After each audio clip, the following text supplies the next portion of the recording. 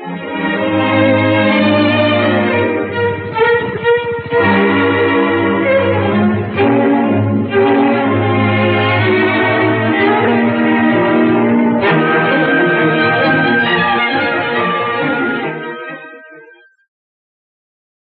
have invited into our studio Professor Jeff Clark. He is with Arizona State University. He is an anthropologist, and he maintains that creationism isn't a science and therefore doesn't belong in scientific classes. On the other hand, we have Dr. Rashad Khalifa. He is a biochemist, and of course he takes the opposite stand. And again, we're going to throw our phones open for your opinions about it. It's a hot issue, and it's going to be one that is going to be viewed with a great deal of interest by the people in the United States and the various states, and we're going to find out how this thing is going to evolve. Well, Bob, I have to make a correction here in that I will approach the matter from a scientific point of view. I agree with most of the things that Jeff just mentioned, and that science is our means to ascertain what the truth is.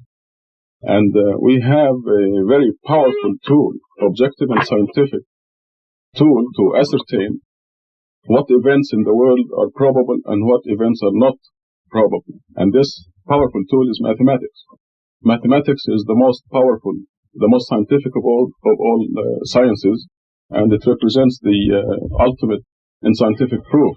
And I realize that nobody can ever imagine a proof that will prove either evolution or creation, but there is something new and very exciting, and I'm here to present it to you. Well, we have to be... So, in essence, we are talking about a mathematically coded message from outer space. If you read Carl Sagan's Contact, he's talking about a novel, a fictitious message from outer space. Now, this is not fiction anymore. And this is what I come here with. You're going to have to put that in your pipe and smoke it. I dare say. But so far as the particular aspect of the Old Testament that's of issue here, i.e. the book of Genesis, it's an origin myth like any other origin myth. It's neither greater nor lesser than the Navajo origin myth. You keep going back to the Genesis, the book of Genesis as it exists The today. reason I say that is I believe that underlies scientific creationism as espoused by Henry Morris.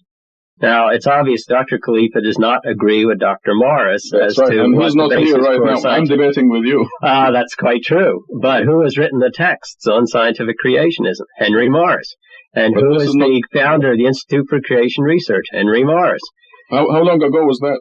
Very well, he goes back about 20 years. Well, we're talking about now, Jeff. As soon as this program is over, I will show you irrefutable mathematical evidence that we have a document from outer space, from the Creator, telling us exactly how things How are you going to prove that in the Supreme Court, for heaven's sake? Absolutely. I'll prove it in any court. All right, hold your pointers.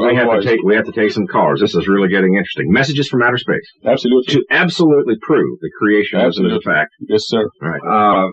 Is it possible that there is some sort of gigantic protoplasm somewhere out in the cosmos with all the ingredients and all of this energy that can in fact create things? I'm not talking about an old man in robes with a beard and pearly gates and things like that. I'm talking about, is there a possibility, with our limited knowledge, to envision some sort of humongous thing that thinks, that can create things? Well, you can envision anything that you want.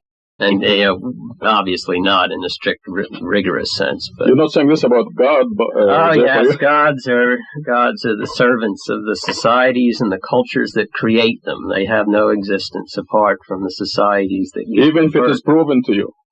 Well, I'd like to see somebody prove it to me. I'm glad you like to see it, because I can show it to you. Bob, there is no escape now that there is a super intelligence out there, either through the theory of evolution, ironically, or the theory of creation.